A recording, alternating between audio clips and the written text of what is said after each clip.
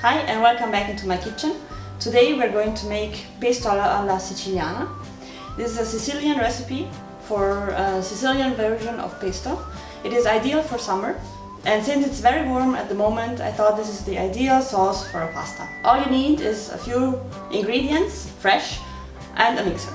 You will need 500 grams of cherry tomatoes, fresh, 150 grams of ricotta cheese, ideally from cow's milk, 50 grams of pine nuts, olive oil, that depends on how liquid or creamy you want the pesto to be, so there is no fixed amount, 100 grams of parmigiano, 1 clove of garlic, a bunch of basil, salt and pepper. Wash your tomatoes, get your mixer and halve them into the mixer.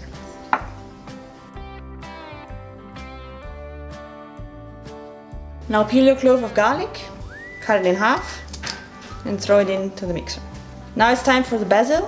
Wash it, not underwater, but with a moist cloth. Peel off the leaves and throw them all into the mixer.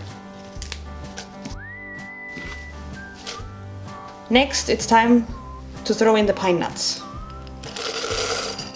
Now it's time to add the cheese.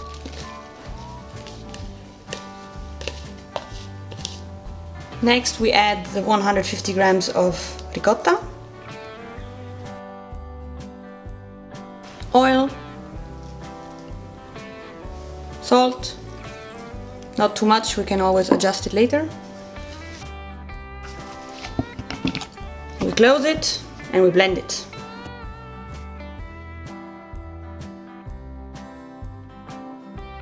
Now we check the consistency of our pesto. If you want it more liquid, you should add more oil, and if you want it more dense or creamy, you should add more ricotta.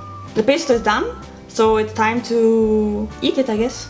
You can store the pesto alla Siciliana in a jar, ideally in any glass container, and you can keep it up to 2 days in the fridge.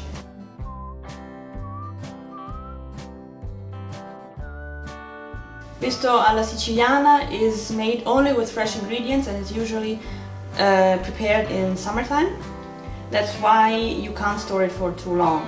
There are many different regional and local variations of this, containing what people had in the past, sometimes almonds, sometimes pistachios instead of pine nuts. So feel free to try the recipe out and let me know how it goes. See you next time, bye!